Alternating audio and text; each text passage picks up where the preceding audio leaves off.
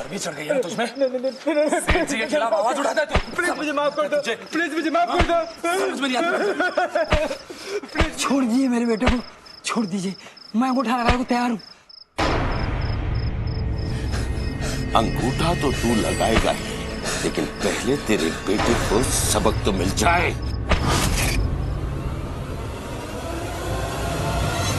पहली बार किसी ने हमारी शिकायत मंत्रालय तक की है कि भानु प्रताप की कंपनी अवैध रूप से खदान और जंगलों की कटाई कर रही है। मजदूरों को कम मजदूरी देकर जबरन अंगूठा लगवाता है। हाँ, लगवाता हूं। बोल, क्या कर लेगा? भैरव, बुढ़े से अंगूठा लगवा और सब मजदूरों से कह दे कि भानु प्रताप के सामने जबान खोलने का क्या अंजाम होता है। चलो शंकर।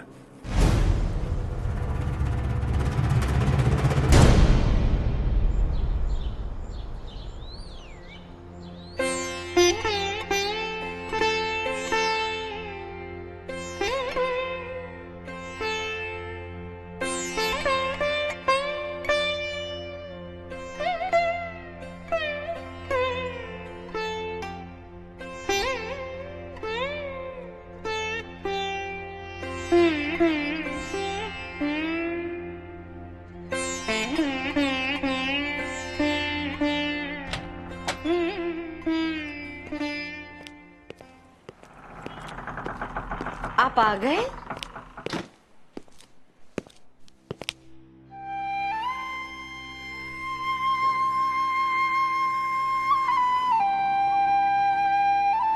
कहाँ थे आप रात भर?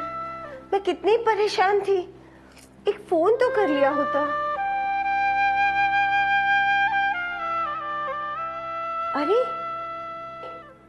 ये खून कैसा? अरे कुछ नहीं, काम धंधे में दबदबा बना के रखना पड़ता है। फिर किसी बेचारे गरीब मजदूर की शामत आई होगी। ये काम धंधे की बात तुम्हारे पल्ले नहीं पड़ेगी। तुम सिर्फ खाओ पियो और राम राम करो। मेरी बात तो सुनिए। मैं कह रही थी कि अरे भाई, साहबजादे उठे कि नहीं? क्यों बहू, उसे पता है ना सुबह जल्दी उठ के विधानसभा जाना है। हमने पेट्रोल पंप के लाइसेंस के लिए दिन रात एक की है और वो घोड़े बेचकर सोया है। नहीं बाबूजी, वो तो 3 बजे सुबह आए, इसलिए मैंने। बहू, पूरी बात बताओ ना। आपका लाडला सुबह 3 बजे नशे में धुत होकर घर लौटा है। हाँ हाँ, ठीक है ठीक है, जब उठ जाए उसे बता देना। पापा, आपका कब से इंतजार कर रही थी, मुझे कुछ बताना था आपको। अरे पता है, हमारी बेटी का प्रोजेक्ट राज्य में फर्स्ट आया है, उसी का अवार्ड लेने जा रही है आज, है ना?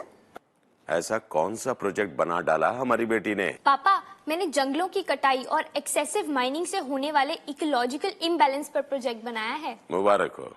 जिनसे भी तुम्हें ये अवार्ड मिलने वाला है, उनसे ये मत कहना कि तुम भानु प्रताप की लड़की हो, वरना छिन जाएगा अवार्ड तुम्हारा। अरे प्रिया, मैं बताना ही भूल गई थी, तुम्हारे कॉलेज से किसी राहुल का फोन आया था। राहुल? बेटी, तुम्हारा कॉलेज में दूसरे लड़कों से मिलना जुलना मुझे बिल्कुल पसंद नहीं, और वैसे भी माहौल बहुत खराब है। तुम सिर्फ अपनी पढ़ाई पे कंसंट्रेट करो, उस पे ध्यान लगाओ। अरे प्रिया, तुम्हें लेट हो रहा है ना, तुम कॉलेज जाओ बेटा। ठीक है मैम। जाओ। मुझे भूख लगी है, नाश्ता लगाओ।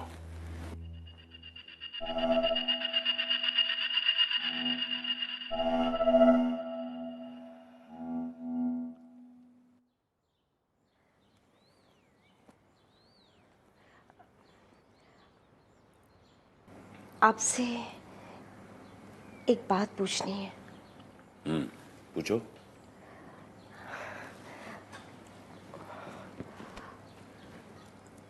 सुनने में आया है कि प्रकाश की बहन मधु को लेकर आपकी नीयत पर शक किया जा रहा है, और लोग ये भी कहते हैं कि काम के बहाने देर सवेर उसे ऑफिस में रुकना पड़ता है। किसने भरे हैं तुम्हारे कान? मैं दोनों को आज ही धक्के मार के निकाल दूंगा। इससे तो आपका गुनाह और भी सच साबित हो जाएगा जी। देखिए, वो हमारे बहुत ही वफादार एम्प्लॉय हैं। बेचारे गरीब घर के हैं, इसलिए आपका विरोध नहीं कर पा रहे। मेरी आपसे विनती है कि आपकी इतनी मेहनत से बनाई इज्जत को आप मिट्टी में ना मिलाएं। अरे उपासना, मेरी फाइल कहाँ है? क्या बात है बेटा, इतना चिल्ला क्यों रहे हो? माँ, विधानसभा जाना है मंत्री जी से मिलने और फाइल गायब है।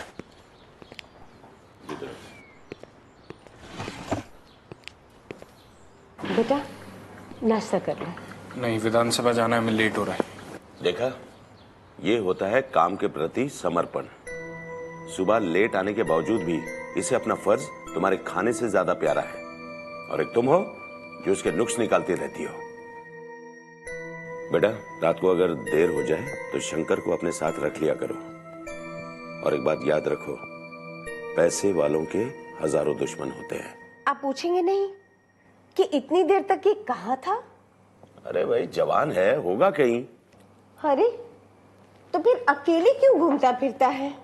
बहू को साथ में लेकर क्यों नहीं जाता? बेचारी दिन रात इसके इंतजार में घर में पड़ी रहती है। अब इसका दोष मुझे मत दो माँ। एक तो हल्के घर की लड़की मेरे गले बांध दी, ऊपर से उसको पूरा मीराबाई बना रखा है। वो मेरे कल्चर में सेट नहीं हो सकती। चुप कर, कल्चर का बच्चा।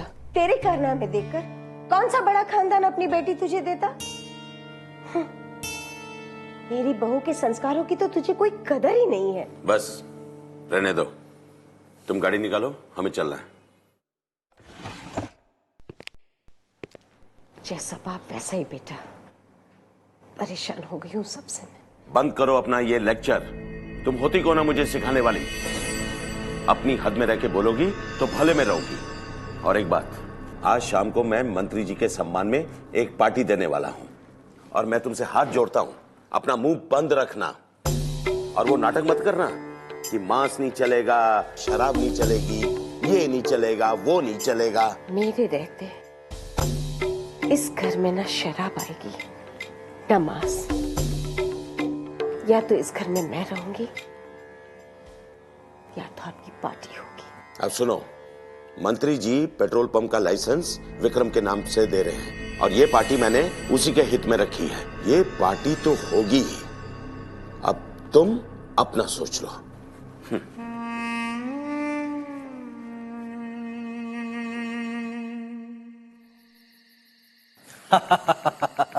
छोटी सी बात है भानु प्रताप, पेट्रोल पंप का लाइसेंस कल सुबह तक तुम्हारे हाथों में होगा। बहुत बहुत शुक्रिया मंत्री जी, हम भी आपकी खातिरदारी में कोई कसर नहीं छोड़ेंगे। पार्टी फंड का क्या है भानु, पार्टी भी हम हैं और फंड भी हम ही हैं। बेटा, मंत्री जी के खाने पीने का स्पेशल इंतजाम कहाँ है? हाँ, अंदर आइए ना। आइए आइए आइए मंत्री जी, आपकी सेवा करते हैं। पति मेरा कहना नहीं मानते। बेटा है जो अपनी धुन में रहता है, बहू घर में सामान की तरफ पड़ी रहती है। मैं बहुत दुखी, मेरी कुछ समझ में नहीं आता मैं क्या करूं, किसे कहूं। मेरी मदद कीजिए दीदी। आपकी पीड़ा संसार की किसी भी पीड़ा से अलग नहीं है। ज्यादातर लोग यही सोचते हैं मेरे साथ ही ऐसा क्यों, या मेरे साथ ही इस प्रकार से क्यों हो रहा है। हर एक की पीड़ा, व्यथा और दुख इस दुनिया में किसी का कम है, किसी का ज्यादा है, कोई पहले कोई पीछे। आपके पति और पुत्र के लिए जो चिंता है, जो दुख है, वो निरर्थक नहीं है। आपके पति का पुत्र के साथ अंधा मोह है। मोह तो आपको भी आपके पुत्र के लिए है, किंतु उस प्यार के साथ साथ आप दूसरों का अच्छा और बुरा भी देख पाती हैं। लेकिन आपके पति का अंधा मोह पुत्र को उल्टे रास्ते की ओर तो ले ही जा रहा है, किंतु साथ साथ उसकी मानसिक स्वस्थता को भी कम कर रहा है। एक व्यक्ति का मोह अन्य लोगों में असंतोष पैदा करता है, जो समाज को असंतुलित करता है, उसके संतुलन को बिगाड़ता है, और यही असंतुलन समाज में हिंसा और प्रतिशोध को जन्म देता है। दीदी, कभी कभी तो दिल करता है कि सब कुछ छोड़ छाड़ कर कहीं दूर चली जाओ, लेकिन फिर बेटी और बहू का चेहरा याद आता है। उन्हें भी तो मेरी साथ की जरूरत है। मुझे इस दुर्दशा से बाहर निकलना है दीदी, मेरी मदद करो, मुझे कोई राह दिखाओ, मुझे बता मैं क्या करूं दीदी, मैं क्या करूं? सब छोड़ करके भाग जाना या संसार का त्याग कर देना ये समस्या का समाधान नहीं है। अपने कर्तव्यों और जिम्मेवारी को संभालते हुए भी विषय विकारों से मुक्त होकर के जीवन जीना एक सच्ची और बड़ी साधना है। इस समय आपको आवश्यकता है धीरज, शांति और मानसिक संतुलन की। आप अपना धीरज बिल्कुल नहीं खोना, क्योंकि उन्हों को इस समय आपकी जरूरत है। और मैं समझती हूँ जितना आप अपने अंदर धीरज रखेंगी उतनी आपको शक्ति और हिम्मत मिलेगी। और इस समय उन दोनों को आपके प्यार की, आपके धीरज की बहुत बहुत आवश्यकता है। और ये धीरज ही आपको हिम्मतवान बनाएगा। और जितना आप अपने मन में शांति रखेंगी उतना घर का वातावरण भी शांतमय होगा, शांति के वाइब्रेशंस फैलेंगे और आपको मदद मिलेगी। फिर भी हम आपकी सेवा के लिए, आपको सहयोग देने के लिए, मदद देने के लिए तैयार हैं। आप कभी भी आ सकती हैं। अभी आप बहुत शांति से अपने घर को प्रस्थान करें, ताकि वो शांति के वाइब्रेशंस आपसे अनुभव करेंगे तो उनमें भी परिस्थितियों का सामना करने की हिम्मत आएगी।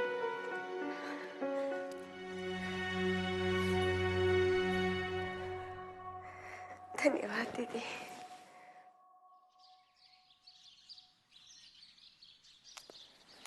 बीवी जी, आपसे ये मिलने आएंगे। नमस्ते, आइए बैठिए ना। बहन जी, हालांकि मुझे मालूम है कि मैं पत्थरों पे अपना सिर पटकने आई हूँ, लेकिन अब मर जाने के सिवा मेरे पास और कोई चारा बाकी नहीं है। आप ऐसा क्यों कह रही है? हमने आपका क्या बिगाड़ा है? बिगाड़ा तो किस्मत ने है, पर ना कौन सी कमी है आप लोगों के पास जो आप लोगों ने मेरे शहीद पति के नाम अलॉट किए गए उस पेट्रोल पंप को अपने नाम करवा लिया। ना ही मंत्रालय में मेरी फाइल मिल रही है और ना ही मेरी कोई सुनवाई हो रही है। बस एक ही आस थी मेरे दोनों बच्चों के भविष्य की, उसे भी आप लोगों ने छीन लिया। लगता है भगवान सिर्फ आप लोगों के साथ रहते हैं और हम जैसे लोग नरक में रहते हैं। बहन जी, आई एम सॉरी, मुझे माफ करना, मुझे ये सब कुछ मालूम नहीं था। मुझसे जो भी बन पड़ेगा मैं आपके लिए जरूर करूंगी। आपके बच्चों का भविष्य किसी भी कीमत पर खराब नहीं होगा।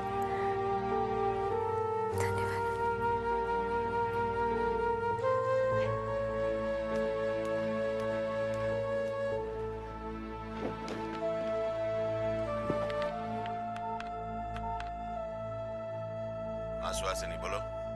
सुनिए जी, क्या ये सच है कि जो पेट्रोल पंप हमें अलॉट हुआ है वो किसी शहीद की विधवा को अलॉट होना था?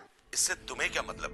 कल तुम बोलोगी जो सांस हमने ली है वो किसी और के नाम लिखी थी। देखो, जिसे जो मिलना होता है उसे मिल जाता है। नहीं, आपने उसे छीना है। मैं चाहती हूँ कि आप वो पेट्रोल पंप उस विधवा को वापस कर दो।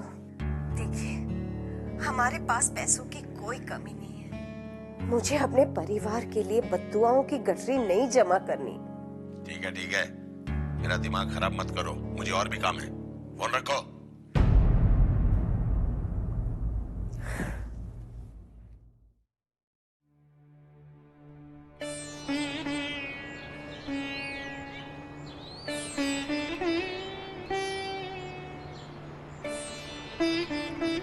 अच्छा, आपकी सोच बिल्कुल ठीक है।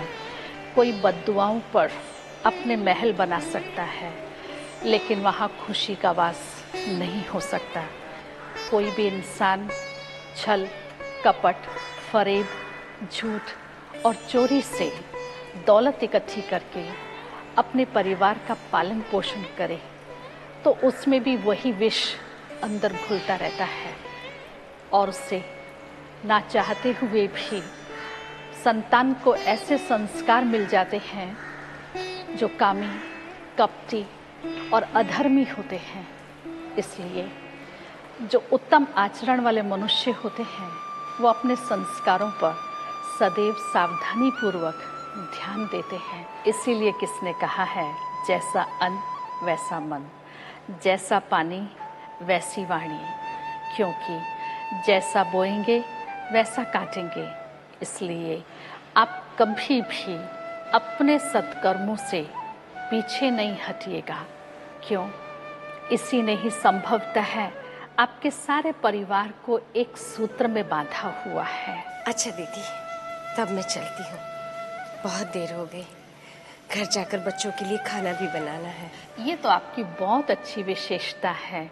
इतने नौकर होते हुए भी आप भोजन स्वयं बनाती हो। उसमें वो मातृत्व, वो प्यार स्वतः ही संस्कारों में भरा जाता है। ओम शांति।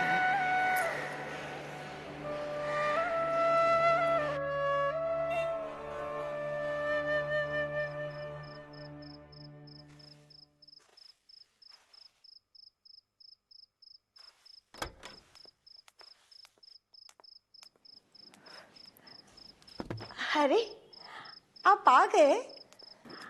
आप इतनी जल्दी आ गए? मुझे बता दिया होता, मैं भी आ जाती। अच्छा, आप चाय पियेंगे? आप बैठिए ना, खड़े क्यों हैं? क्या बात है? आप इतने परेशान क्यों हैं? कुछ गुंडों ने हमारी प्रिया को किडनैप कर लिया है। हमारी प्रिया? क्या प्रिया किडनैप हो गई? कैसे? किसने किया? प्रिया तो कॉलेज गई थी ना। प्रिया किडनैप कैसे हो गई? कौन ले गया उसे? हे भगवान, अब क्या होगा? मुझे बहुत डर लग रहा है, बताइए ना कैसे? आपने वही तो कर रहा हूँ। कुछ छोटी मोटी रकम नहीं, 3 करोड़ की फिरौती मांगी है उन्होंने, और सिर्फ 2 घंटे का वक्त दिया है। आज बैंक भी बंद है। मैंने कुछ दोस्तों से उधार लेके विक्रम और शंकर को भेजा है प्रिया को लाने के लिए। बस एक बार हमारी बेटी घर आ जाए, फिर ये जो भी है, इनकी मौत का तांडव तो सारी दुनिया देखेगी। नहीं, आप मेरी बेटी को ले आइए। कहाँ चली गई प्रिया? प्रिया मेरी बच्ची कहाँ चली गई है? भगवान, मुझे बहुत डर लग रहा है जी। माँ, प्रिया, मेरा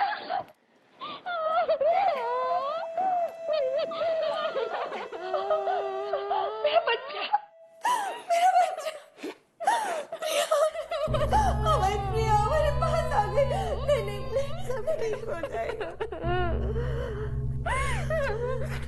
क्यों लग रही है? हाँ बेटा, अरे ये चोट कैसे? माँ, उन्होंने मेरे साथ कुछ मत कहो, कुछ मत कहो बेटा।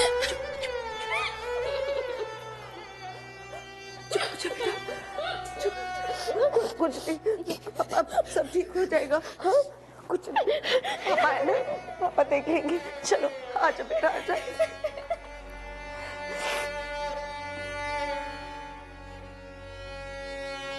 भानु प्रताप की बेटी का किडनैप और बलात्कार इस घर की चार दीवारी के बाहर नहीं जाना चाहिए।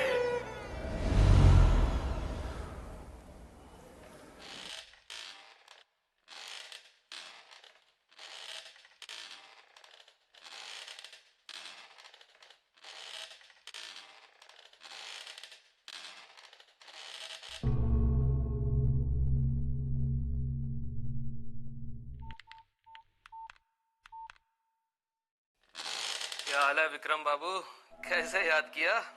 किसी ने सच ही कहा है, गुंडे हमेशा गुंडे ही रहते हैं। मैंने तुम्हें सिर्फ उसे किडनैप करके अपने पैसे वसूल करने के लिए कहा था। मैं जान से मार दूंगा तुम लोगों को। तुमने मेरी बहन को हाथ कैसे लगाया? अब क्या करे विक्रम बाबू, हम कोई साधु संत तो है नहीं, बस फिसल गई नहीं है जरा। और जहां तक हमारे गुंडेपन की बात है, तुम कौन से दूध के धुले हो? क्यों नहीं खुद को किडनैप करवा लिया था? लेकिन तुम्हें तो जुआ खेलने से फुर्सत है नहीं। बड़ा आया बहन का भाई। चल फोन रख।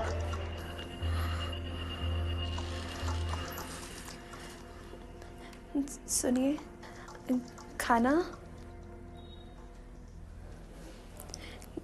खाना खाएंगे? खाना लगा दूं? खाना खाना थोड़ा सा जहर खिला दे। उधर मेरी बहन किडनैपर्स के चंगुल में थी और तेरे बाप से 50 लाख का इंतजाम नहीं हुआ। निकल मेरे घर से। चल निकल निकल बाहर निकल, बाहर निकल। विक्रम, ये क्या बदतमीजी है? बहू को हाथ लगाने से पहले तुम्हारे हाथ टूट क्यों नहीं गए? तुम बीच में मत पड़ो माँ, इस मनहूस की जगह इसके बाप के घर में ही है। चल निकल। आप कुछ कहते क्यों नहीं? मैं क्या कहूं, इसके बाप को भी एक बेटी की तकलीफ का एहसास होना चाहिए। आपको मेरे घर की हालत अच्छे से पता है। इतने कम समय में वो इतने पैसों का इंतजाम कैसे करते हैं? माफ कर दीजिए उन्हें, माफ कर दीजिए। आपको माफ किया, अब आप हमें माफ करिए। निकल निकल यहाँ से। बेटा देखना मत अब।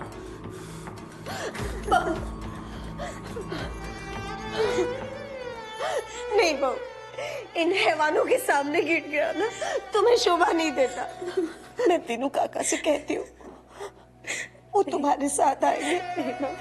सुबह 4 बजे की ट्रेन से तुम अपने घर चली जा बहू। ये घर तुम्हारे लायक नहीं है। तुम इसे अपना बुरा अतीत समझकर भूल जाना बच्चा, भूल जाना। ये तो अच्छा हुआ कि उस बदतमीज से कोई औलाद नहीं है तुम्हारी। आजा बेटा, रो मत। आ मेरा बच्चा, आजा। बहन प्रिया, शरीर पर लगे इस क्षणिक दाग को अपनी आत्मा तक नहीं जाने देना, नहीं तो जिंदगी भर आपको तकलीफ उठानी पड़ेगी। मैं ये नहीं कहती कि पापी को सजा ना मिले, परंतु इस समय ज़रूरत है आपको मानसिक संतुलन की, क्योंकि यही संतुलन आपको इस परिस्थिति को सामना करने की हिम्मत देगा। पाप कर्म करने वाले व्यक्ति को उसके कर्म स्वतः ही उसकी सजा को निश्चित कर देते हैं। इस समय मानसिक संतुलन बनाए रखने की आपको अति आवश्यकता है, क्योंकि जो भी घटना घटी है या परिस्थिति है, उसको अपने अंदर समाने की शक्ति चाहिए, ताकत चाहिए। मानसिक संतुलन आपको इसमें बहुत मदद करेगा। उसकी सजा तो निश्चित हो ही गई है, इसलिए संतुलन बनाए रखो। लेकिन दीदी, सजा मेरे पति और मेरे बेटे को भी मिलनी चाहिए, क्योंकि उन्होंने मेरी सुशील बहू के साथ इतना अनर्थ किया। बहन, मनुष्य सांसारिक विषयों और वैभवों से महल, मकान, माड़ी सब कुछ बना सकता है, परंतु इस क्षणिक सुख के लिए अच्छा बुरा सही गलत बिगड़ सोचे विचारे करोड़ों की दौलत इकट्ठी की, क्या वो सुख दे सकी? परंतु जीवन का सच्चा सुख व्यक्ति के श्रेष्ठ आचरण में है। उन्होंने जो भी कर्म किया, बच्चा स्वतः ही अपने पतन का मार्ग ढूंढ चुका है। आपके पति भी आपका और बेटी के प्यार से वंचित हैं, लेकिन इस समय में उनको भी आपको संभालने की जरूरत है। मैं चाहती हूं आप करुणा का भाव अपने अंदर रखकर उन्हें क्षमा कीजिएगा। क्षमा भाव और करुणा भाव एक बहुत बड़ी शक्ति है जो व्यक्ति का जीवन परिवर्तन कर सकती है और परिस्थिति को सामना करने की ताकत देता है। मैं खुद मंत्री जी से बात कर लूंगा। हाँ गुप्ता, तुम बैंक गए थे ना पैसे निकलवाने के लिए, देर कहां लगा दी? दोपहर तक का वक्त दिया था हमने कुछ लोगों को। सर बैंक में 1 फुटी कौड़ी तक नहीं है। क्या तुम्हारा दिमाग तो नहीं खराब हो गया? 4 करोड़ से ज्यादा रकम होनी चाहिए मेरे अकाउंट में। तुमने ठीक से चेक किया? जी सर, मैं बिल्कुल सही कह रहा हूं सर। आपका और विक्रम सर का जॉइंट अकाउंट है और पिछले 2 महीने में विक्रम सर ने धीरे धीरे करके सारा पैसा निकाल लिया। ये उनके साइन किए हुए बैंक के विड्रॉल फॉर्म्स हैं।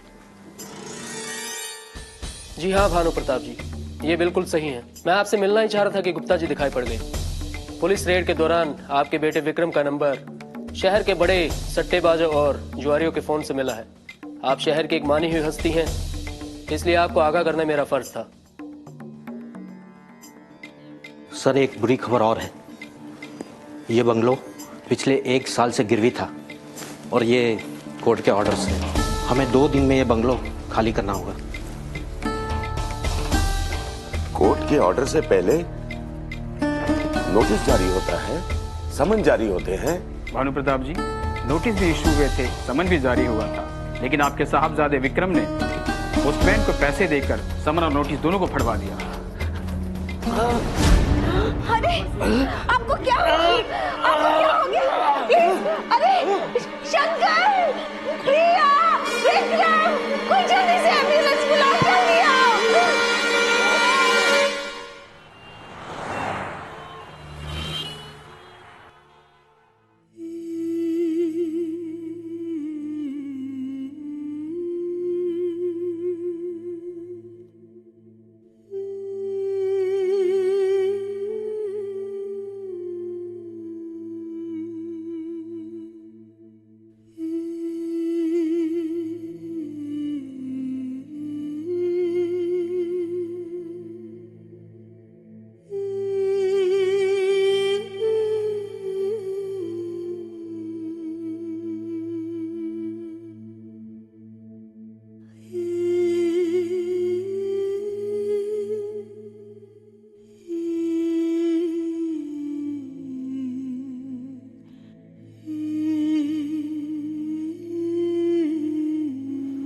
पापा अब आप बिल्कुल नॉर्मल हो गए हैं।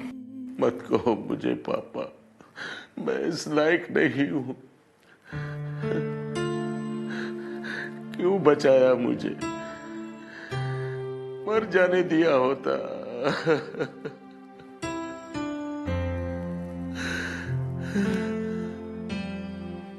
ऐसा मत कहिए, आपके बिना हमारी जिंदगी है ही क्या? लेकिन सुहासिनी, जितना मैंने तुम्हें परेशान और नजरअंदाज किया, उसके बावजूद भी तुमने दिन रात एक करके मेरी सेवा की, मुझे जीवन दान दिया। इतना निस्वार्थ प्रेम, आत्मविश्वास, शक्ति, ये तुम्हें कहां से आई? वो विश्वास और शक्ति हम सबके अंदर है। दीपक को अपनी रोशनी के बारे में पता नहीं होता। एक लौ आती है और उसे रोशन कर जाती है। वैसे ही हम सबको एक छोटी सी लौ अपने अंदर छिपी ढेर सारी रोशनी से मिला देती है। मैं भी अपने अंतर्मन की उस रोशनी से मिलना चाहता हूँ। सच? मैं तो आपको कल ही उस शक्ति के स्रोत से मिलवाने वाली हूँ। ये तो अच्छा हुआ कि आपने खुद ही इच्छा जता दी।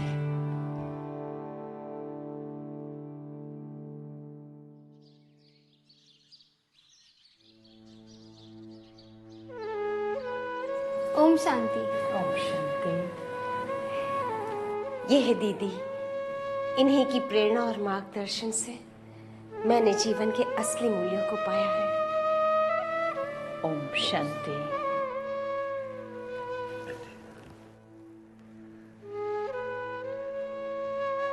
इनको तो आपसे सिर्फ प्रेरणा मिली है, लेकिन मुझे जीवन दान मिला है। अपना सब कुछ गवा के जो मैंने पाया है वो और भी ज्यादा कीमती है। भैया, आज आपके चेहरे पर एक छोटे बच्चे की तरह असीम शांति दिखाई पड़ती है। जीवन में कभी कभी मूल्यों को प्राप्त करने के लिए बहुत बड़ा बलिदान देना पड़ता है। आपने तो कुछ भी बलिदान नहीं दिया। जो आपका था ही नहीं वही गया है, वो निश्चित है। और मूल्यों को पहचानने के लिए इतना बड़ा बलिदान तो था ही नहीं। परिवार के साथ आप जिस मानसिक शांति को अभी अनुभव कर रहे हैं वो इन भौतिक साधनों से भी प्राप्त होना संभव नहीं है।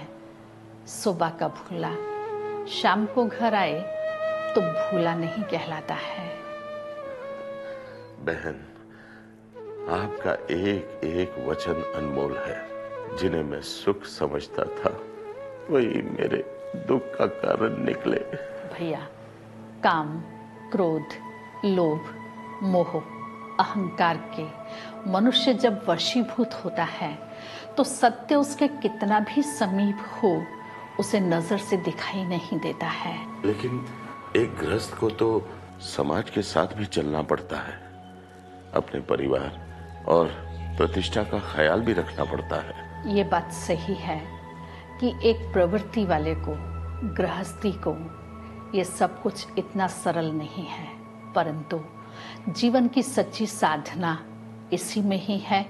अपनी जिम्मेवारियों, अपने कर्तव्यों को संभालते हुए इन पांचों ही विकारों से अपने को मुक्त करके अपना जीवन व्यतीत करना। जैसे कमल कीचड़ में रह करके अपनी दिव्यता से खिलता है, ठीक इसी प्रकार मानव बिगर अपनी इच्छा के विकारों के वशीभूत हो कैसे सकता है। अतः सुख और दुख को संभाव की दृष्टि से देखते हुए अपने जीवन का आनंद लें तो कोई भी विकार आपको वशीभूत नहीं कर सकता है। बहन, आज और अभी से मेरा पूरा परिवार आपका अनुयायी रहेगा। भैया, अनुयायी बनने की आवश्यकता नहीं है। हमें अपनी अंतरात्मा के दीपक को प्रज्वलित करना है। सत्य हमारे भीतर है। शांति अपनी आत्मा का स्वधर्म है। इसलिए सदा ये लक्ष्य रखें कि मैं शांत स्वरूप आत्मा हूँ। अच्छा, अब मुझे आज्ञा दीजिए। मेरी यही शुभकामना और शुभ भावना है कि आपका जीवन सुखमय, शांति और आनंद से भरपूर हो। अच्छा, ओम शांति।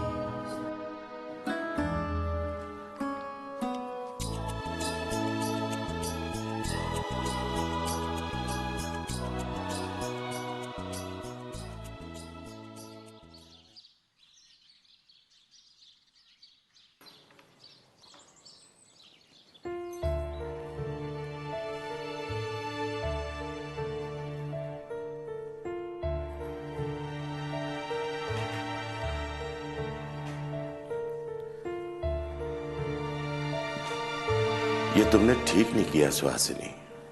हम तो किराए पर कहीं भी रह लेते। बेटी की शादी के लिए जोड़े हुए पैसे और अपने जेवर बेचकर ये घर खरीदने की क्या जरूरत थी। अब मेरे पास थे तो मैंने कर दिया, नहीं होते तो नहीं करती। और वैसे भी अपने परिवार से बढ़कर थोड़ी ना है ये गहने, वापस आ जाएंगे। आप है ना, कल से आपकी बिजनेस की चिंता कीजिए। नहीं, मैं अब चिंता नहीं, चिंतन करूंगा। कितनी शांति महसूस हो रही है इस छोटे से घर में। आप कल से ऑफिस जा रहे हैं? मैंने अपने ऑफिस के स्टाफ के किसी भी मेंबर को नौकरी छोड़ने नहीं दी। लेकिन ऑफिस चला कौन रहा है? आपका नालायक बेटा पापा।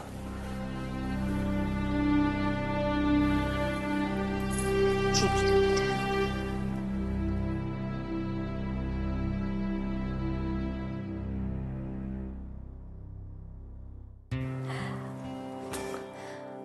अब इसे माफ भी कर दीजिए ना। विक्रम भी अब सत्य का अनुयायी हो गया है। वो उपासना के परिवार से माफी मांगकर उसे सम्मान के साथ अपने घर वापस ले आया है।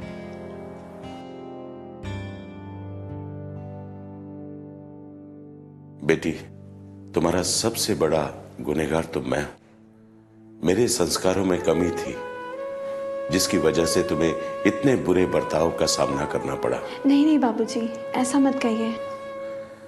लेकिन क्या तुमने हमारा वो पुराना घटिया वाला बिजनेस फिर से तो नहीं शुरू कर लिया? नहीं, इसने अपनी गाड़ी बेचकर आपके कंपनी के नाम वृक्षारोपण का टेंडर हासिल किया है। सारा दिन मोटरसाइकिल पर मजदूरों की तरह मेहनत करके आपकी कंपनी को चलाए रखा है। माफ कर दीजिए ना इसे। सही कहती हो सुहासिनी, पश्चाताप से बड़ा कुछ नहीं होता। चलो बेटा, कल से नहीं बल्कि आज से एक नई शुरुआत करते हैं। अपने लिए तो बहुत जी लिए, अब बाकी का सारा जीवन समाज और सत्य के लिए बिताएंगे।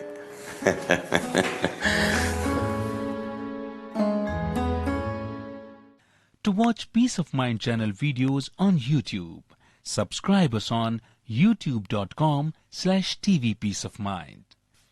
Just a click for a peaceful life.